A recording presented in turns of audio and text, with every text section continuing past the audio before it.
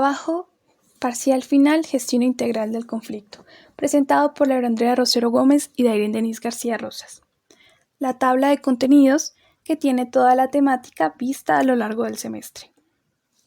Iniciamos con los mecanismos de resolución de conflictos, entendidos como herramientas que facilitan el acceso a la justicia a los ciudadanos, ofrecen diversas oportunidades para solucionar problemas, conflictos y disputas que por sí mismos o con la ayuda de un tercero sin la necesidad de acudir a los despachos judiciales. Son una vía para concretar la justicia a través de terceros que administran justicia de manera transitoria, como los conciliadores en derecho, conciliadores en equidad, mediadores, árbitros y los amigables componedores. Por su parte, la Ley 2220 de 2022 establece en su artículo 3 la definición de conciliación, estableciéndola como un mecanismo de resolución de conflictos a través del cual dos o más personas gestionan por sí mismas las soluciones de sus diferencias con la ayuda de un tercero neutral y calificado, denominado conciliador, quien además de proponer fórmulas de arreglo, da fe de la decisión de acuerdo, la cual es obligatoria y definitiva para las partes que concilian. La conciliación en sus diferentes modalidades es una figura cuyo propósito es facilitar el acceso a la justicia, generar condiciones aptas para el diálogo y la convivencia pacífica, también servir como instrumento para la construcción de paz y el tejido social. Además de los fines generales, la conciliación en materia contencioso-administrativa tiene como finalidad salvaguardar y proteger el patrimonio público y el interés general. Se tienen como beneficios de la conciliación: evita el escalonamiento del conflicto, resuelve pacíficamente los conflictos que se presenten, posibilita la efectividad de la justicia, acerca la justicia al ciudadano, restablece el tejido social, descongestiona los despachos judiciales ahorrando tiempo y costos, fortalece la autonomía y solidaridad. Según el artículo 7 de la mencionada ley, serán conciliables todos los asuntos que no estén prohibidos por la ley, siendo principio general que se podrán conciliar todas las materias que sean susceptibles de transacción, desistimiento y los derechos de los cuales su titular tenga capacidad de disposición. Para la procedencia de la conciliación no será necesaria la renuncia de derechos. Dentro de estos asuntos conciliables encontramos la fijación de la cuota alimentaria, la responsabilidad extracontractual, los accidentes de tránsito sin lesiones personales, la custodia de hijos y la regulación de las visitas, los asuntos laborales, obligaciones en general, lesiones personales culposas, propiedad horizontal, particularmente cuota de administración, restitución de bien inmueble arrendado, accidentes de tránsito, liquidación de la sociedad conyugal, daño en bien ajeno, disolución y liquidación de la sociedad patrimonial de hecho, injuria y calumnia cuando no trascienda e indirecta, abuso de confianza y los demás temas que contempla la normatividad vigente de acuerdo con las competencias de cada operador en la conciliación. Dentro de los asuntos taxativamente no conciliables, los clasificaremos por materia, iniciando por familia, los cuales son patria y potestad, adopción, divorcio, estado civil, cesación de efectos civiles y nulidad del matrimonio. En materia penal, no son conciliables los delitos no querellables y con pena privativa de libertad, violencia intrafamiliar e inasistencia alimentaria. En materia agraria, no son conciliables la unidad agrícola familiar y el uso del suelo. En materia de tránsito, no son conciliables las lesiones personales cuya incapacidad sea superior a 60 días y muertes en accidente de tránsito. En materia ambiental, no son conciliables la contaminación, la tala y quema de bosques y los delitos ambientales. Por su parte, en materia policiva no son conciliables las multas y las sanciones. En materia de comercio no son conciliables la insolvencia económica de persona natural no comerciante, la insolvencia empresarial, los cobros coactivos y el tipo sancionatorio contra comerciantes o empresas. Por último, en materia administrativa no son conciliables los conflictos entre particulares y entidades públicas. La ley por medio de la cual se expide el Estatuto de Conciliación y se crea el Sistema Nacional de Conciliación regulando todo lo relativo es la Ley 2220 de 2022, la cual en su artículo 4 establece los principios por los cuales se debe regir la conciliación, iniciando por la autocomposición, puesto que son las propias partes confrontadas las que resuelven su conflicto, desavenencias o diferencias en el ejercicio de la autonomía de la voluntad asistidos por un tercero neutral. En segundo lugar, encontramos la garantía de acceso a la justicia. En la regulación, implementación y operación de la conciliación se garantizará que todas las personas sin distinción tengan las mismas oportunidades y la posibilidad real y efectiva de acceder al servicio que solicitan. En tercer lugar, encontramos la celeridad, es decir, los procedimientos definidos con la presente ley se erigen sobre los preceptos ágiles de fácil comprensión y aplicación en todo contexto y materia. En cuarto lugar, encontramos la confidencialidad. El conciliador, las partes y quienes asisten a la audiencia mantendrán y garantizarán el carácter confidencial de todos los asuntos relacionados con la conciliación. En quinto lugar, encontramos la informalidad. Es decir, la conciliación estará desprovista de las formalidades jurídicas procesales. En sexto lugar, encontramos la economía. En el ejercicio de la conciliación, los conciliadores procurarán el más alto nivel de calidad en sus actuaciones y la protección de los derechos de las personas. En séptimo lugar, encontramos la transitoriedad de la función de administrar justicia del conciliador particular. La función transitoria inicia con la designación como conciliador y cesa con la suscripción del acta de conciliación, las constancias que establece la ley o el desistimiento de una o ambas partes. El siguiente principio es la independencia del conciliador. Como administrador de justicia en los términos del artículo 116 de la conciliación, este tendrá autonomía funcional. En noveno lugar encontramos la seguridad jurídica. El análisis del conflicto deberá contar con referentes de confianza en el proceso conciliatorio como un medio para la solución alternativa y pacífica del conflicto, y el creador de derechos con efecto de cosa juzgada, lealtad procesal en la actuación y certeza en la justicia desde actores sociales e institucionales. En décimo lugar encontramos el principio de neutralidad e imparcialidad. Como administrador de justicia, el conciliador garantizará su actuar y su conducta de manera honesta, leal, neutral e imparcial antes y durante la audiencia de conciliación y hasta que se alcance una decisión final al conflicto o controversia. Por último, encontramos el principio de presunción de buena fe. En todas las actuaciones de la conciliación se presumirá la buena fe de conformidad con lo previsto en el artículo 83 de la Carta Política, que incluye la presunción de autenticidad de todos los documentos, actuaciones físicas y virtuales de conformidad con las disposiciones del Código General del Proceso. El artículo 5 de la mencionada ley nos establece dos clases de conciliación. La primera, la conciliación podrá ser judicial si se realiza dentro de un proceso judicial o extrajudicial si se realiza antes o por fuera de un proceso judicial. En segundo lugar, la conciliación extrajudicial se denominará en derecho cuando se realice a través de centros de conciliación ante particulares autorizados para conciliar que cumplen función pública o ante autoridades en cumplimiento de funciones conciliatorias. El artículo 10 de la mencionada ley nos establece cuáles son los operadores autorizados para conciliar. En primer lugar, los conciliadores inscritos en los centros de conciliación debidamente autorizados para prestar sus servicios, sean en entidades con o sin ánimo de lucro, de notarías, de entidades públicas o de consultores jurídicos de las instituciones de educación superior. En segundo lugar, los servidores públicos facultados por la ley para conciliar y por último, los defensores del consumidor financiero. El artículo 11 establece que en materia civil estarán facultados para conciliar primeramente los conciliadores de los centros de conciliación ante los delegados regionales y seccionales de la Defensoría del Pueblo. En segundo lugar, los agentes del Ministerio Público en materia civil. En tercer lugar, los notarios y por último, a falta de todos los anteriores, la conciliación podrá ser adelantada por los personeros y los jueces civiles o promiscuos municipales siempre y cuando el asunto conciliar sea de su competencia. El artículo 12 establece que en materia de familia estarán autorizados para conciliar primeramente ante los conciliadores de los centros de conciliación. En segundo lugar, ante los defensores y comisarios de familia. En tercer lugar, los delegados regionales y seccionales de la Defensoría del Pueblo. En cuarto lugar, los agentes del Ministerio Público ante las autoridades judiciales y administrativas en asuntos de familia. Quinto lugar, ante los notarios. Y por último, a falta de todos los anteriores, la conciliación podrá ser adelantada ante los personeros y los jueces civiles o promiscuos municipales. El artículo 13 establece que en materia laboral estarán autorizados para conciliar, en primer lugar, los jueces laborales competentes. En segundo, los inspectores de trabajo. En tercero, los delegados regionales, seccionales de la Defensoría del Pueblo y los agentes del Ministerio Público.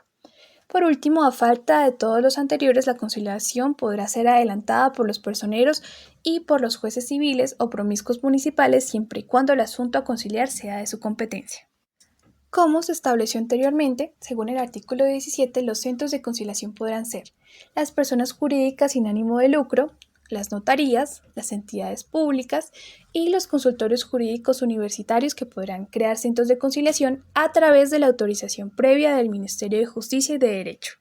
Como requisitos y funciones del conciliador encontramos las siguientes: ser ciudadano colombiano, ser mayor de 18 años, tener capacidad de lectoescritura, tener trayectoria comunitaria, residir en el municipio donde es postulado, ser postulado por la comunidad, pasar por un proceso de formación, superar las pruebas que se apliquen durante el proceso de selección, ser avalado por el Ministerio de Justicia y del Derecho y finalmente ser nombrado por la primera autoridad judicial del municipio. Como funciones principales del conciliador encontramos que este es un tercero neutral e imparcial, que actúa siempre habilitado por las partes, facilitando el diálogo entre ellas y promoviendo fórmulas de acuerdo que permitan llegar a soluciones satisfactorias para ambas partes. Es un abogado capacitado en conciliación que conoce, analiza e identifica el conflicto entre las partes, y mediante técnicas de comunicación y el uso de métodos de conciliación propone una solución al conflicto. El artículo 372 del Código General del Proceso establece las reglas para llevar a cabo la audiencia inicial de conciliación con relación a los siguientes factores: oportunidad, intervinientes, inasistencia, consecuencias de la inasistencia, decisión de excepciones previas, conciliación, interrogatorio de las partes, control de legalidad, sentencia, decreto de pruebas y fijación de audiencia, instrucción y juzgamiento. Con relación a estos factores resulta importante mencionar que con relación a la oportunidad el juez es quien señalará la fecha y hora para la audiencia una vez vencido el término de traslado de la demanda, de la reconvención, llamamiento en garantía o excepciones de mérito, o resueltas las excepciones previas que deban decidirse antes de la audiencia o realizada la notificación, citación o traslado que el juez ordene al resolver dichas excepciones, según el caso. Con relación a los intervinientes, es que si alguna de las partes no comparece sin perjuicio de las consecuencias probatorias por su inasistencia, la audiencia se llevará a cabo con su apoderado, quien tendrá facultad para confesar, conciliar, transigir, desistir y en general para disponer del derecho de litigio. Con relación a la inasistencia de las partes o de sus apoderados a esta audiencia, por hechos anteriores a la misma, solo podrá justificarse mediante prueba siquiera sumaria de una justa causa.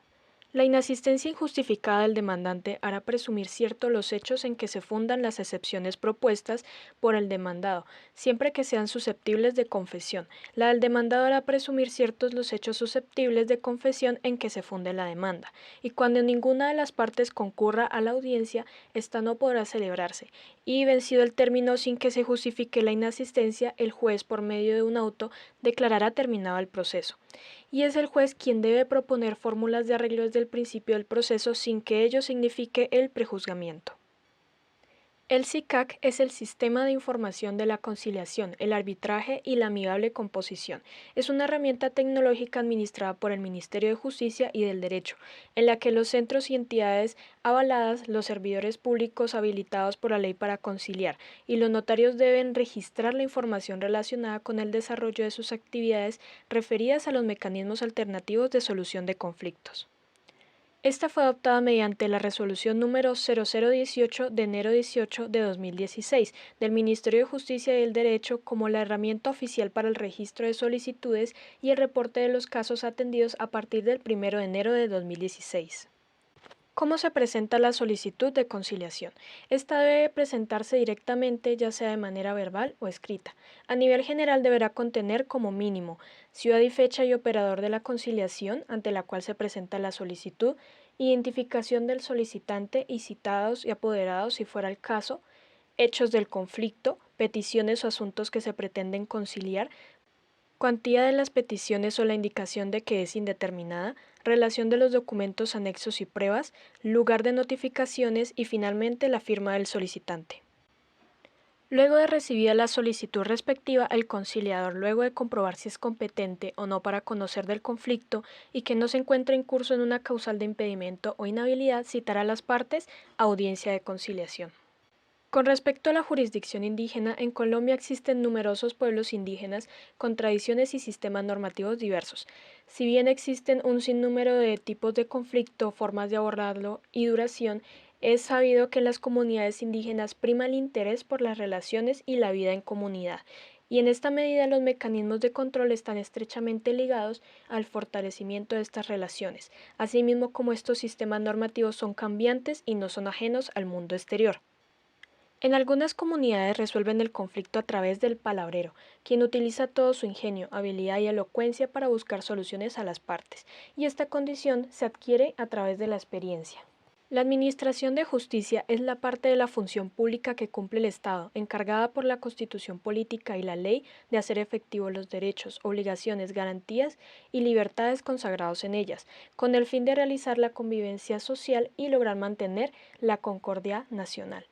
En este sentido, la conciliación es la administración de justicia funciona como un mecanismo que busca resolver disputas de manera extrajudicial, fomentando el diálogo y la cooperación entre las partes en conflicto. En términos generales, la jurisdicción se refiere al poder que tiene un órgano judicial para resolver litigios y administrar justicia dentro de un ámbito territorial o en materias específicas del derecho. Este poder implica no solo la capacidad de juzgar, sino también de hacer y ejecutar lo juzgado. Como características principales de la jurisdicción encontramos que debe ser autónoma. Esto quiere decir que cada estado es libre de ejercerla de manera independiente y bajo las normativas que se crean para el territorio. Es exclusiva, no puede ser ejercida por ningún particular. Además, cada estado la aplica excluyendo otros estados. Es independiente. La jurisdicción es independiente para cada órgano del Estado, aunque en algunos casos se les confieren funciones jurisdiccionales a particulares y a otros órganos estatales. Es general. Esta característica se refiere a que debe abarcar todo lo comprendido dentro del territorio nacional. Y es permanente. El ejercicio de la jurisdicción nunca es interrumpido, a lo que se da su característica de permanencia en tiempo y en el territorio. Como importancia de la jurisdicción podemos mencionar legalidad y orden. Es que asegura que cada tipo de conflicto sea resuelto por jueces especializados, lo que aumenta la eficacia y adecuación de las soluciones jurídicas. Acceso a la justicia. Al estar geográficamente distribuida, facilita el acceso a la justicia para todas las personas sin importar su ubicación. Seguridad jurídica. Establece límites claros sobre qué tribunal puede conocer de cada asunto, lo que ayuda a prevenir conflictos de competencia y decisiones contradictorias. La competencia es la reglamentación del ejercicio de la jurisdicción para distribuirla en cada área, entre los distintos jueces y determinar a cuáles sujetos, materias, cuantías y territorios se aplica la función pública de decir el derecho.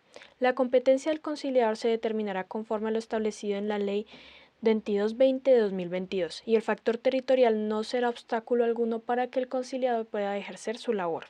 El conciliador en equidad podrá realizar audiencias de conciliación en cualquier espacio que considere adecuado para tramitar el conflicto. El principio dispositivo puede conceptuarse como aquel que en el proceso civil atribuye a las partes la tarea de estimular la actividad judicial y aportar los materiales del proceso y que les reconoce la iniciativa exclusiva para poner en movimiento el aparato jurisdiccional, permitiendo al ciudadano, sobre la base de un criterio de autoridad, decidir si lleva a la tutela judicial el derecho subjetivo e interés legítimo del que se cree titular. Tradicionalmente este principio, que se explica con la fórmula nemo iudex sine actore, confía a las partes el inicio del proceso civil y la aportación de material probatorio.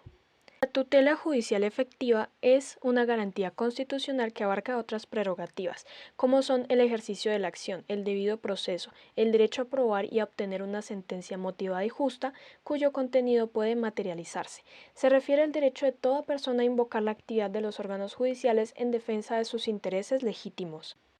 Así pues, la tutela judicial efectiva comprende el derecho a probar y obtener una sentencia motivada, verdadera y justa, prerrogativas que imponen al juzgador decretar pruebas de oficio, cuando resulten necesarias para establecer los hechos, so pena de generar su vulneración, máxime en aquellos supuestos en que, de acuerdo con la jurisprudencia nacional, es ineludible ejercer el deber.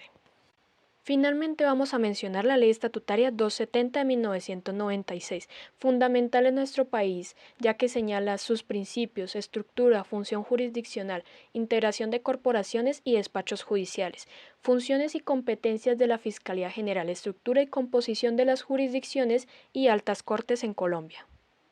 Y eso fue todo por la presentación de hoy. Muchas gracias por la atención prestada.